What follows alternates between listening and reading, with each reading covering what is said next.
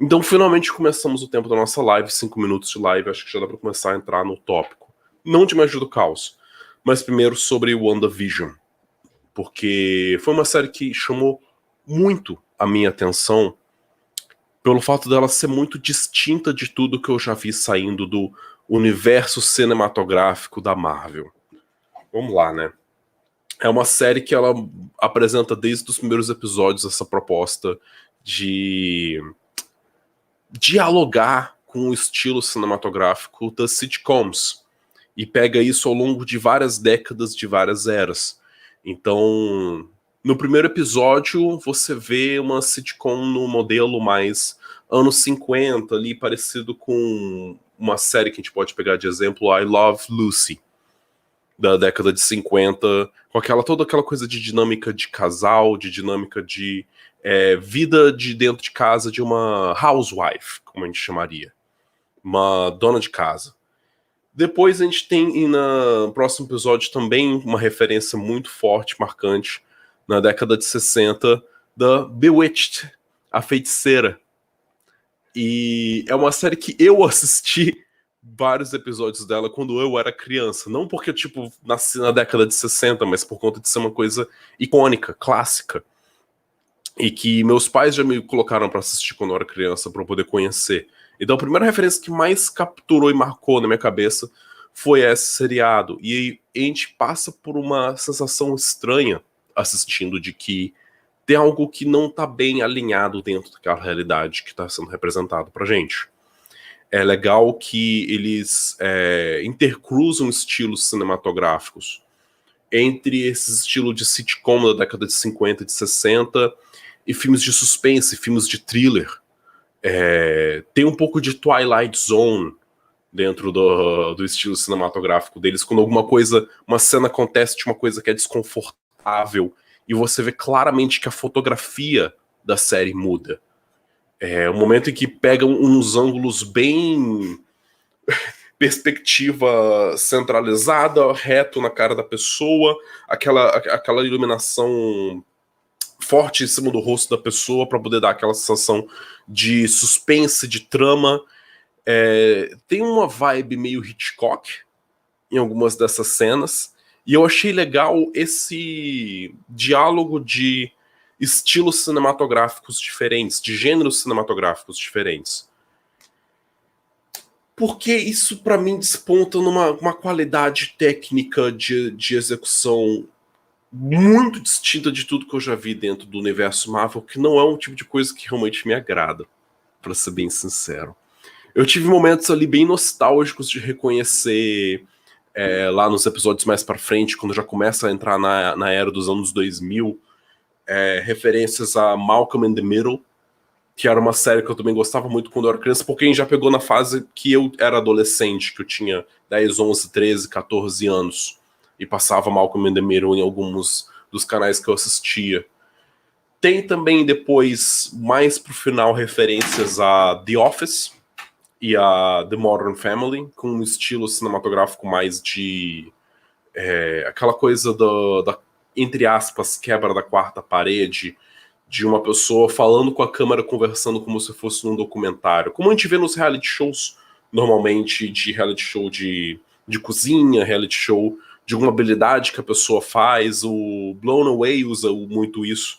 Das pessoas que estão lá fazendo as coisas no reality show e depois elas são separadas num canto para poder falar para a câmera comentando sobre algum episódio do que aconteceu. E aí eles, cada vez que eles vão passando por uma sitcom diferente, uma era da sitcom diferente, eles pegam atributos das regras de como é construído aquele enredo, de como tudo de ruim acontece, para depois no final vir uma surpresa reveladora que faz tudo aquilo que foi ruim se revelar como uma coisa positiva. Como a Wanda e o Vision, eles tentam fazer um palco de show de mágica, e o Vision começa a meio que denunciar várias coisas que ele é capaz de fato fazer, mas que eles estavam tentando esconder. E a Wanda sempre encontra um jeito de fingir que era simplesmente um prop de cenário mágico comum, de truque de mágica. E aí eles acham que eles mandaram muito mal, e no final eles são premiados como a apresentação mais engraçada daquele evento, daquela rotina. E tudo isso, todo o humor de sitcom nessas diferentes eras não tem a intenção de fazer a gente rir. Por trás do humor tem um senso quase cínico de terror, de suspense, de tentar entender por que ela tá passando por aquilo naquele momento, por que ela tá passando por esses diferentes filtros de realidade. Por que a narrativa, mesmo quando ela tá tentando ser engraçadinha, é um engraçado que faz a gente ficar meio... Carai, velho, que porra tá acontecendo?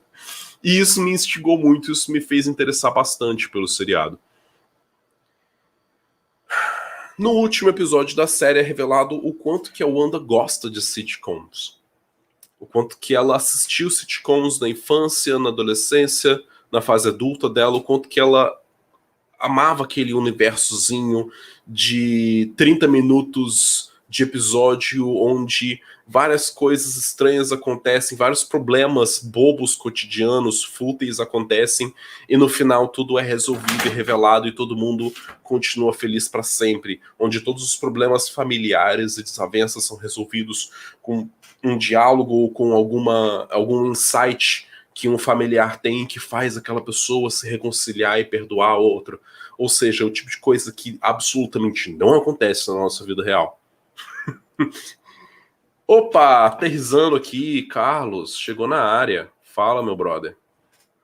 Então, com tudo isso, o que eu pontuo e comento? Ainda sobre WandaVision enquanto série, enquanto evento cinematográfico.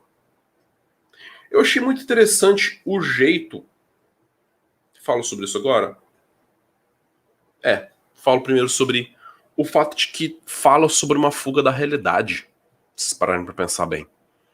Fala sobre uma pessoa que estava numa situação de luto, de dor, de sofrimento emocional intenso e não viu outra alternativa senão criar uma bolha de fantasia para si. E o lidar com o luto, lidar com o sofrimento nessa posição de fuga é um tema muito forte, muito interessante de ver essa série adereçar, porque eu acho que ela tratou isso de um jeito muito maduro, muito inteligente, de botando na mão de uma feiticeira poderosa a capacidade de se encerrar dentro de um mundo que ela cria e que ela obriga as outras pessoas a agirem de acordo com aquela fantasia que ela criou. E ver aos poucos os cracks surgindo nessa realidade, ver as rachaduras dentro dessa realidade surgir, as coisas que não se adequam à narrativa que ela criou para ela mesma viver e se proteger da dor do mundo real. Essas rachaduras vão ser muito importantes para a gente entender a relação de Caos com WandaVision daqui para frente. Mas antes eu comento também que eu achei interessante a forma como a gente vê eles passarem por vários estilos, por várias linguagens de fotografia e cinematografia ao longo da série, e quando chega no momento em que começam a representar a realidade normal, a realidade base, ou como no termos de narrativos, a realidade alfa, que é aquela realidade que as pessoas do mundo normal da Marvel estão vivendo, em contraste com o mundo fictício que foi criado pela Wanda, que é o que a gente chamaria de um mundo beta, em teoria narrativa. Mundo alfa, comum, padrão, mundo beta, mundo alternativo. E a gente passa bastante tempo no começo sempre olhando para as diferentes versões do mundo beta. E quando a gente olha para o mundo alfa, com os personagens clássicos Marvel, com os personagens que fazem parte lá daquela organização, da SWORD, existe um efeito que para mim foi muito interessante, que eu chamo de efeito de sobreposição. Eu chamo não, né? Estudado ainda cinematografia pra caralho. O Hitchcock e outros caras falaram muito sobre isso, sobre um efeito de sobreposição não, desculpa. O efeito de justaposição de imagens. Justaposição no cinema diz respeito ao seguinte: quando você mostra uma imagem, intercorta e mostrando outra imagem e depois volta para a primeira imagem, o significado dessas imagens vai ser alinhado a partir da justaposição delas. Justaposto são coisas que estão lado a lado. Pensa, por exemplo, vou falar de um filme muito interessante para usar de exemplo de efeito de justaposição, que é A Chegada, que é o filme lá de alienígena, que tem uns bichos que são os octopus gigantescos, que tem uma nave em forma de cunha que para na Terra e vai uma linguista tentar comunicar com os alienígenas. Tem um efeito de justaposição interessante nesse filme, porque no começo do filme nós somos informados a respeito do episódio de uma mulher que tem uma filha e que essa filha acaba pegando tendo uma doença genética muito pesada, muito impactante, que faz essa filha dela morrer, ainda jovem. E logo depois que a gente tem toda essa descrição no começo, no prólogo do filme, a gente vê a personagem que é a mãe dessa menina que morre, indo para a universidade para poder dar aula a respeito de línguas, e ela estava indo justamente conversar a respeito das línguas românticas, e citando o português como exemplo. Mas só que ela tá indo lá com um semblante carregado, um semblante meio morto, assim, meio sem vida. E você pressupõe que ela está desse jeito, com essa cara meio xoxa, de luto por conta da morte da menina.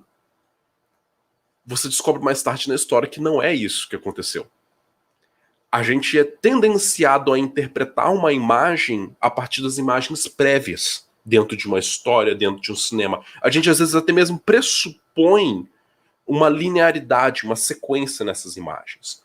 O mesmo ocorre com um outro seriado que faz uso brilhante desse recurso de justaposição, que é Westworld, da HBO. Quem assistiu o seriado já entendeu qual foi uma referência. A respeito de você ver imagens em sequência que você pressupõe que ocorrem numa linearidade, uma cronologia no tempo. Essa questão cronológica é um efeito da justaposição. O outro efeito, que é o impactante para mim em WandaVision, é o fato de que, como a gente vê vários recortes de cinematografia sitcom sendo representadas naquele mundo beta, naquele universo pocket que a Wanda criou, quando a gente olha de novo para a realidade alfa dos personagens da realidade comum do Marvel, eles passam a ser representados pro meu olhar como apenas outra realidade inventada e criada e fictícia.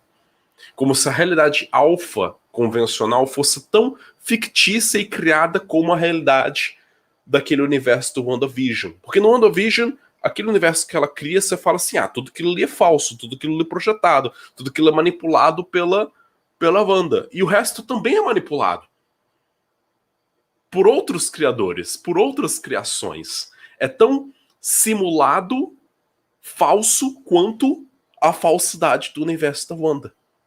E isso já é um princípio de um começo para a gente começar um diálogo mais amplo a respeito do seriado, do significado de magia do caos, do significado de criação de realidade.